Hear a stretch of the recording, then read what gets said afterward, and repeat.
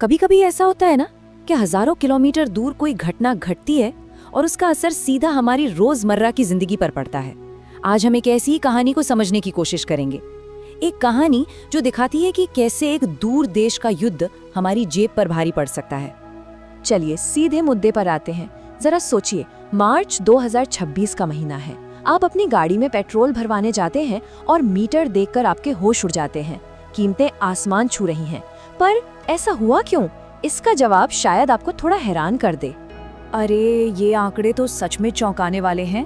मतलब जो तेल $80 के आसपास था वो सीधा $120 के पर, और हमारी मैन्युफैक्चरिंग वो 4.5 साल के सबसे निचले लेवल पर। लेकिन ये हुआ कैसे? सिर्फ एक महीने में इतना बड़ा बदलाव कैसे आ सकता है? देखिए, इसका जवाब छिपा है हजारों किलोमीटर दूर मिडिल ईस्ट में, एक ऐसे युद्ध में जिसकी आग 28 फरवरी 2026 को भड़की थी। तो चलिए थोड़ा सा पीछे चलते हैं और समझते हैं कि इस युद्ध के पीछे का असली क्यों क्या था। आखिर ये सब शुरू कैसे हुआ? देखिए, ये कोई अचानक हुई घटना नहीं थी।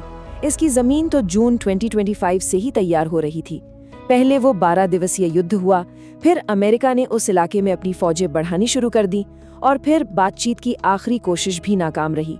और बस 28 फरवरी को ऑपरेशन एपिक फ्यूरी ने इस चिंगारी को आग में बदल दिया।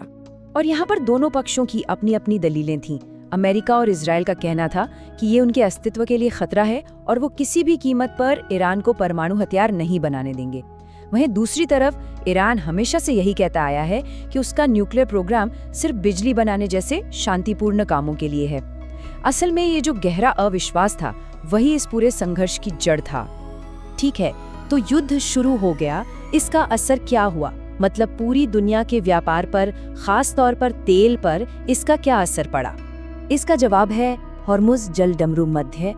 आप इसे पूरी दुनिया की एनर्जी सप्लाई की सबसे जरूरी धमनी मान सकते हैं। दुनिया का लगभग 20% तेल इसी पचले से रास्ते से होकर गुजरता है, और हमलों के जवाब में ईरान ने इसी रास्ते को ब्लॉक कर दिया। और ये चार्ट साफ साफ बताता है कि ये ब्लॉकेज सबसे बड़ी सिरदर्दी किसके लिए थी। यहाँ से जाने वाले तेल का लगभग 90% हिस्सा वो ईस्ट और साउथ एशिया आता है। मतलब सीधा सीधा भारत के लिए एक बहुत बड़ी मुसीबत। तो चलिए अब सीधे भारत पर आते हैं। ये तिहरा खतरा क्या था? हमारे देश को इसकी क्या कीमत चुकानी पड़ी? पहला और सबसे सीधा झटका लगा हमारी ऊर्जा की कीमतों पर। तेल का दाम $120 प्रति बैरल से भी ऊपर निकल गया। ये करीब 40% की सीधी बढ़ोतरी थी। इसका मतलब सिर्फ पेट्रोल डीजल महंगा नहीं हुआ, बल्कि ट्रांसपोर्ट से लेकर हमारे रोज के सामान तक हर चीज महंगी हो गई। दूसरा खतरा था हमारी इकोनॉमी के दिल पर, मतलब हमारी इंडस्ट्री पर। देखिए, जब तेल इतना महंगा हो जाए और सप्लाई रुक जाए तो फैक्ट्रियों में काम धीमा पड़ जाता है, और नतीजा जैसा ये आंकड़ा दिखा रहा है, हमारी फैक्ट्री एक्टिविटी 4.5 साल के सबसे निचले स्तर पर आ गई। इसका सीधा असर पड़ा नौकरियों पर और हमारे देश की तरक्की की रफ्तार पर। और तीसरा खतरा, शायद सबसे दर्दनाक, वो थी मानवीय लागत। ये आंकड़ा देखिए, 2,20,000। मार्च 2026 तक इतने भारतीयों को खाड़ी देशों और ईरान से अपना सब कुछ छोड़कर वापस घर लौटना पड़ा। और इनमें सिर्फ मजदूर नहीं थे, बल्कि स्किल्ड प्रोफेशनल्स, इंजीनियर्स, डॉक्टर्स भी थे। सोचिए, इससे न सिर्फ उन परिवारों को झटका लगा, बल्कि हमारे देश को जो विदेशों से पैसा आता है, जिसे रेमिटेंस कहते हैं, उसका भी बहुत बड़ा नुकसान हुआ। एक मिनट, लेकिन हमारे चाबहार पोर्ट का क्या हुआ? वो तो हमारा बड़ा स्ट्रेटेजिक प्रोजेक्ट था। क्या वो मध्य एशिया के लिए हमारी चाबी नहीं है? बिल्कुल सही सवाल। चाबहार भारत के लिए सिर्फ एक बंदरगाह नहीं था, वो तो पाकिस्तान को बाईपास करके अफगानिस्तान और सेंट्रल एशिया तक पहुंचने का गोल्डन गेट माना जाता था। हमारी एक बहुत बड़ी रणनीतिक कामयाबी। लेकिन युद्ध ने उस सारे सपने पर जैसे पानी फेर दिया। खबरों के मुताबिक जंग के पहले ही दिन पोर्ट के पास बमबारी हुई, सारे ऑपरेशंस ठप हो गए। ऊपर से अमेरिका के नए प्रतिबंधों का खतरा मंडराने लगा, और अचानक भारत का $120 मिलियन का बड़ा इन्वेस्टमेंट खतरे में पड़ गया।